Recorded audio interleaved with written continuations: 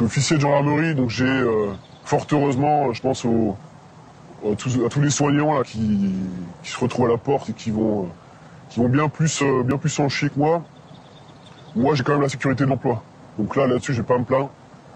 Je reste pour l'instant dans l'institution.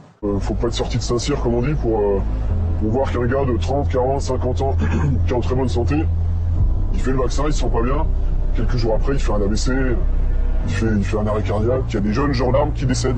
Une jeune gendarme d'une vingtaine d'années en escadron de gendarmerie mobile, à l'issue d'une séance de sport ou quoi, mais qui est décédée alors qu'elle était dans la force de l'âge. Hein. Je suis toujours resté au bas de l'échelle dans la police, ce qui m'a permis de, comme on dit vulgairement, ramener ma gueule quand il fallait le faire, de contester les ordres quand il fallait le faire. Parce qu'il faut savoir que dans ces milieux-là, beaucoup d'ordres, je le dis clairement, sont illégaux et sont donnés de façon orale, simplement. Et quand on demande des écrits, plus personne. Je suis officier dans l'armée. Dans l'armée, actuellement, il se passe pas grand-chose, alors qu'on a quand même beaucoup d'effets secondaires, on a des morts, et malgré ça, nos autorités bougent pas. On a beaucoup d'AVC, des crises cardiaques, des morts, j'ai des gens en active, j'ai des jeunes aussi. Moi, je n'ai jamais vu quelqu'un qui faisait une crise cardiaque à 20 ans, on en a plusieurs, qui suite à leur cours de sport, qui suite à des opérations, meurent de crise cardiaque. Ça s'est jamais vu.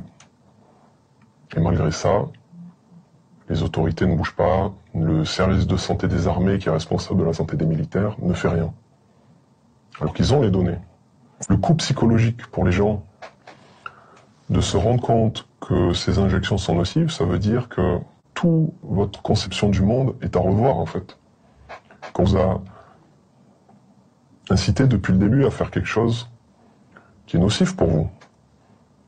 Donc qu'est-ce que ça veut dire ça pour les gens? Ça veut dire qu'ils doivent remettre en cause toute leur conception du monde. On ne soupçonne pas le coût psychologique que cela a. C'est monstrueux en fait. Pour certains, le pas à franchir est beaucoup trop lourd.